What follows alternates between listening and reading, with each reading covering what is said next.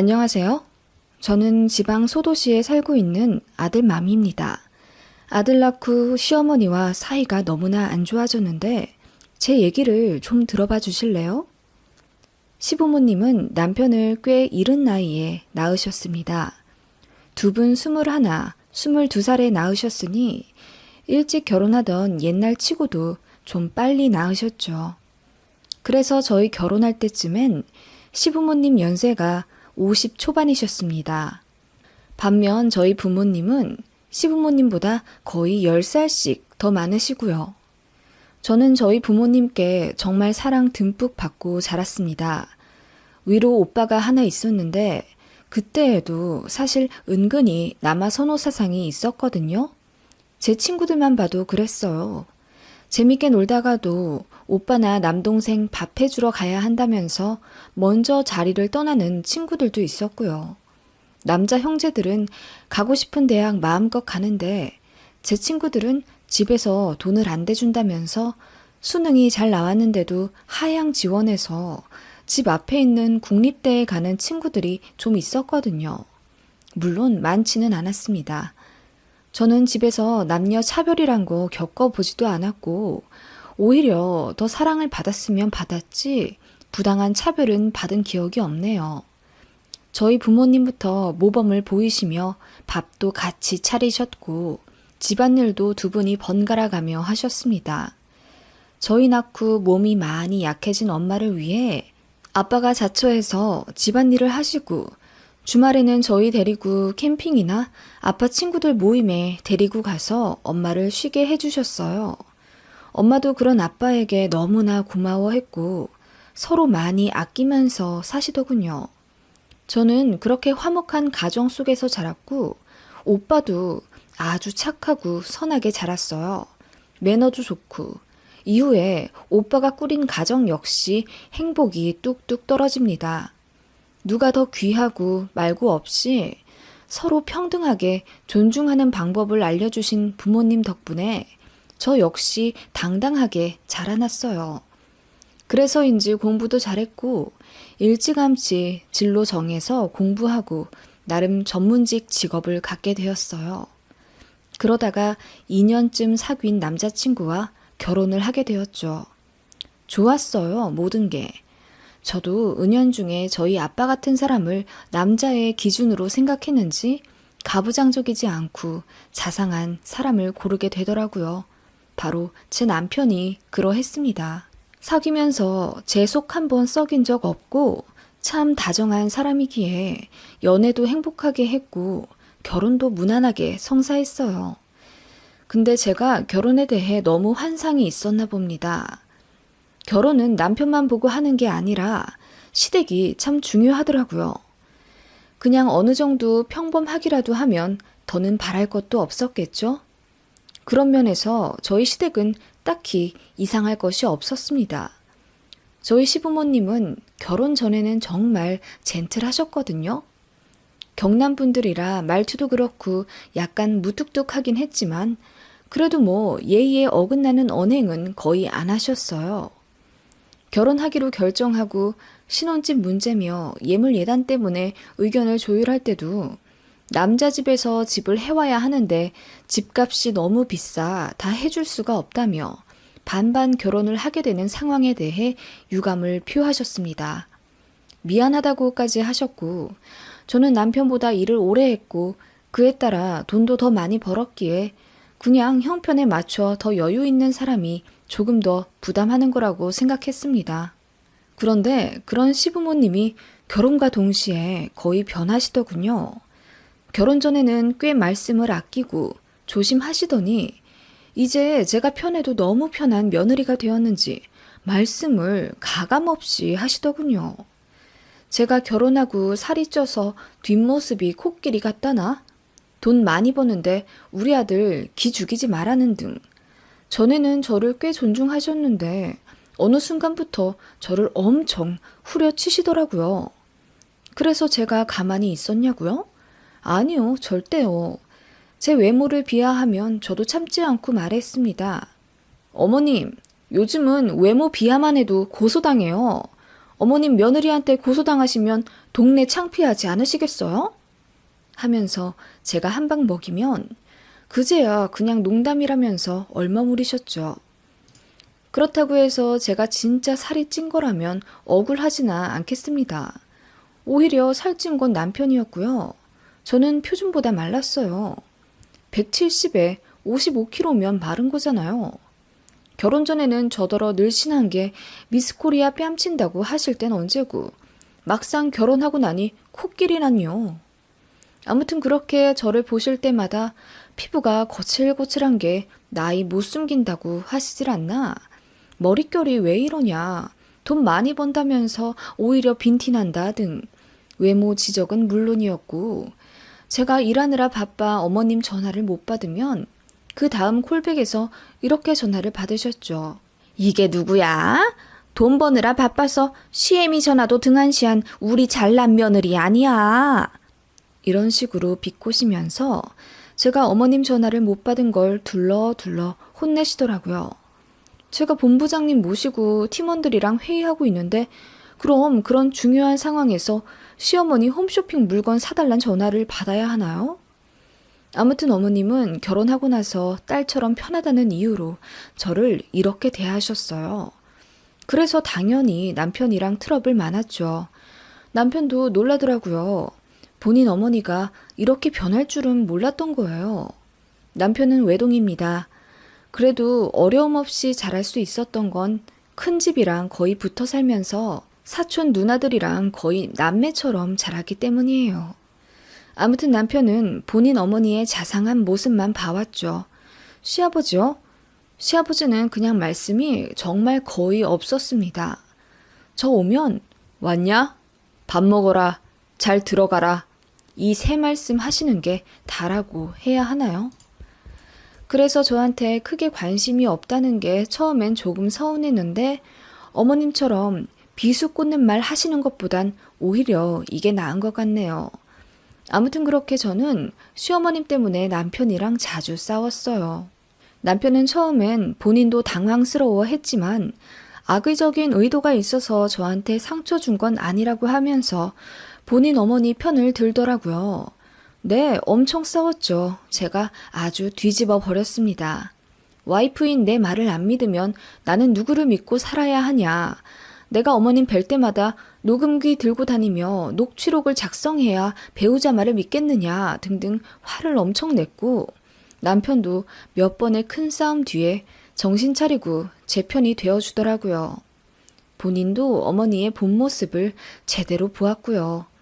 아무튼 그러면서 말해준 사실이 있었답니다. 큰집, 그러니까 남편의 큰어머니가 줄줄이 딸만 낳으셨답니다. 그래서 친할머니가 큰엄마를 자주 구박을 하셨대요. 큰엄마는 대학 교수셨거든요. 그런 분이 아들을 못 낳았다는 이유로 시댁에서 구박을 받은 거죠. 그때 작은 집인 시부모님이 결혼을 하셨고 결혼하자마자 아들을 낳은 거예요. 그게 바로 남편입니다. 아들 낳으니 남편의 할머니, 그러니까 저에겐 시할머니 되시죠. 시할머니가 시어머니를 엄청 예뻐하기 시작하셨답니다. 큰엄마보다 상대적으로 집도 어렵고 직업도 변변찮아서 결혼하면서 구박과 차별을 많이 받았던 어머님인데 아들을 낳았다는 이유로 한순간에 교수인 형님보다 윗 레벨이 되는 느낌이 되니 어머님이 정말 행복하셨겠죠. 남편이 그 이야기를 하면서 본인 엄마가 은근히 며느리를 무시하는 이유가 아마 본인도 초반에 시집살이를 당해서였을 거라고 추측하더군요. 그게 합당한 이유는 안 되겠지만 남편도 그렇게 깊게 생각하고 나서 그건 잘못된 거라고 제대로 인식하고 어머님께 큰소리 내며 제 편을 들더라고요. 그래서 남편이랑은 초반 트러블 이후로 지금까지 사이 좋습니다. 저도 만족하고요. 그 이야기 듣고 나니 큰아버님 댁에 갔을 때 어머님의 행동이 이해가 가더라고요. 집에 들어가자마자 목소리가 엄청 커지시더라고요. 큰어머님은 그런 어머님을 보는 채 만채 하시는 게 딱 봐도 사이가 안 좋아 보였습니다. 그러면서 큰집 딸들에게 니들은 시집 안 가냐? 결혼도 안 하고 살만 찌우니 남자들이 안 좋아하지. 등등 눈살 찌푸리는 소리만 하시며 분위기를 안 좋게 하시더군요. 그때 어머님이 왜 저러나 싶었는데 그런 역사가 있었나 보더라고요. 아무튼 어머님은 그랬습니다. 남편을 낳고 나서 한순간에 대학 교수인 형님보다 신분이 높아졌다고 느낀 게 계기였는지 남아 선호 사상이 심하셨어요. 그게 저희 결혼하고 나서부터 본격적으로 발현되셨고요. 어머님은 남편의 만류에도 아랑곳 않고 신혼인 저희에게 아들 타령을 하셨습니다. 꼭 그걸 남편 없을 때 저랑 어머님 단 둘이 있을 때만 그러셨습니다. 여자는 아들을 낳아야 비로소 시댁에 인정받는다 어쩐다 하시길래 제가 시댁에 꼭 인정받아야 하나요? 저는 지금도 충분히 사회로부터 인정받고 남편이랑 행복하게 결혼 생활하고 있는데요. 그리고 그 인정을 해주는 사람이 누구인가요? 혹시 어머님이세요? 제가 한마디 하자 어머님은 말도 안 되는 궤변을 늘어놓으셨죠. 여자는 출가 외인이야. 아무리 잘나고 아무리 돈 많이 벌어도 한 번 결혼한 이상 죽어도 이 집 귀신이 되는 거지. 밖에서 잘나서 뭐하냐. 제일 중요한 시댁에서 인정받아야지. 어머님, 저는 그런 건 별로 중요하게 생각하지 않아요. 그리고 인격적으로 모독받는 기분이 드네요. 그만하셨으면 좋겠어요. 저 집에 가서 남편 쥐 잡듯이 잡는 거 싫으시면요. 제가 이렇게 반협박을 하면 그제서야 입을 뾰루퉁하게 내미시며 그만하시던 어머님이었습니다. 스트레스요? 꽤 받았죠. 그래도 뭐 남편이 때마다 어머님께 뭐라고 했고 저도 명절 말고는 이제 시댁에 잘 안 갔으니까요. 일상생활에 지장이 될 정도로는 어머님이 제게 영향력 있진 않았습니다. 남편도 그 점에 대해 충분히 미안하게 생각하고 있었고요. 결혼 초에 일주일에 3번 이상 전화하라고 하시는 것도 제가 알아서 하겠다고 하며 한 달에 1번 정도씩으로 안부 전화 드렸습니다. 그랬더니 처음엔 전화 때문에 스트레스 많이 주시더니 제가 안 하니까 어머님도 포기하시더군요. 솔직히 어르신인데 뭐 사상이 고쳐지시겠어요? 이혼할 것도 아닌데 공생하려면 서로 적당히 합의점을 찾아야겠죠. 아무튼 그렇게 아이 없는 신혼을 3년 정도 보냈고 어머님의 아들 타령도 지치실 때쯤 저는 아이를 갖게 되었습니다. 어머님이 뛸 듯이 기뻐하셨어요. 손주를 엄청 원하셨거든요. 어머님은 역시나 아들이길 바라시며 제게 부담을 주셨고 남편이 불같이 화를 내며 자꾸 그러시면 이제 얼굴도 안 보고 산다고 난리를 쳤습니다. 그래서 좀 잠잠하신 줄 알았는데 어느 날 저한테 전화를 거시더군요. 성별이 언제 나온다고? 12주 정도요. 아마 다다음 주 잘하면 볼 수 있겠네요. 그럼 제일 먼저 나한테 성별 알려줘라. 뭐 볼 것도 없이 아들이겠지만. 그 소리에 제가 화가 나서 그럼 딸이면 어쩌시려고 그러세요? 아들, 딸이 뭐가 그렇게 중요하세요, 어머님은. 건강한 게 최고죠. 어머님 자꾸 아들, 아들 그러시면 저도 이제 못 참아요, 정말. 아니, 그냥 뭐 말이 그렇다는 거지. 아서라, 아서. 스트레스 받지 마라. 손자 놀란다. 하시며 끊으시는데 끝까지 황당하시더라고요. 손자라니. 그런데 며칠 뒤에 또 전화가 와서 이러시는 겁니다. 저기 말야, 내가 태몽을 꿨는데. 태몽이요? 저희 친정엄마가 이미 꾸셨는데 엄청 큰 호박이 저희 집에 들어가는 꿈이요. 아, 그거 말고, 내가 어제 또 껐는데 말이야. 분홍색 복숭아가 수박만하게 달려있더라고. 깨고 나서 내가 얼마나 놀랐던지. 아, 그러세요? 내가 식은땀이 다 나더구나. 복숭아는 딸이잖아. 게다가 분홍색이 얼마나 선명한지. 그게 왜요? 그럼 딸 태몽인가 하시면 되잖아요. 그게 큰일이라도 되는 것처럼 말씀하세요 또. 내가 꿈이 너무 잘 맞아. 그거는 필시 딸 꿈이야. 어머님, 그럼 딸이겠죠. 저 바빠요. 출산 전에 해놓고 갈 일들이 많았어요. 또 아들 하실 거면 저 전화 끊고 이제 다신 어머님 전화 안 받아요. 예. 아무래도 내가 느낌이 좀 그런데 이번에는 그냥 보내주는 게 어떠냐? 네? 뭘 보내줘요? 주수가 더 지나면 수술하기도 어렵다던데 지금 빨리 수술하는 게... 어머님, 지금 아이를 지우라 말씀하시는 거예요? 저는 깜짝 놀라 소리를 질렀습니다. 딸 태몽을 꿨다고 아이를 지우라는 게 말이 되나요? 정말 화가 머리 끝까지 났고 어머님께 모든 감정을 퍼부어 버렸습니다. 어머님, 자꾸 아들 하시는 거, 그래도 어머님 과거에 남편 낳고 인정받아 가치관 변하셨다는 거 짐작은 하고 있었는데요. 자꾸 이러시면 저는 어머님을 미성숙한 분이라고밖에 생각 못해요. 며느리한테 존경받고 싶지 않으세요? 왜 자꾸 이렇게 실망만 주세요? 아니, 나는 너를 위해서... 그게 왜 저를 위한 말씀이세요? 아니, 성별이 대체 뭐가 중요한지 모르겠어요. 아들이면 아들이고 딸이면 딸이에요, 그냥. 만약 딸이었을 때 제가 어머님 말 안 듣고 주스 채워 낳으면 어쩌려고 하셨는데요? 그 한 번 지우는 게 니들 인생에 뭐 그리 큰일이라고. 우리 때는 수술 많이 했어. 아들 가지려고. 어머님! 말이 나와서 말인데 그래. 네가 내 말 무시하고 그대로 딸 낳으면 어쩌려고 그러냐고? 그럼 나도 더는 더러워서 그깟 며느리 안 보고 살아. 하시다가 순간 아차 싶으셨는지 우물쭈물 하시며 그게 아니라 하고 수습하려 하시더군요. 딸 낳았으면 저 안 보려고 하셨다고요? 이제 제가 어머님 안 보겠습니다. 어머님, 저는 며느리이기 전에 사람이에요. 아들 낳는 껍데기가 아니고요. 혹시 뱃속의 아이가 아들이면 그렇게 바라는 아들 손자 이제 영영 못 보시겠네요? 하고 전화를 끊자 어머님이 장문으로 미안하다고 사과하시더군요. 남편도 그 사실 알고 시댁을 뒤집어 놓았다고 하더군요. 그래도 제 맘은 풀리지가 않더라고요. 아무튼 그렇게 시간이 지났고 정기검진일에 산부인과에 갔어요. 아들, 딸 상관없다고는 했지만 성별이 궁금은 하잖아요. 떨리는 마음으로 교수님 말씀을 기다리는데 아들이라고 하시더군요. 건강하게 주수대로 잘 크고 있다고 하셔서 한숨 돌리는데 순간 어머님 생각이 나더군요. 성별 알자마자 전화하라고 하셨는데 하기 싫었습니다.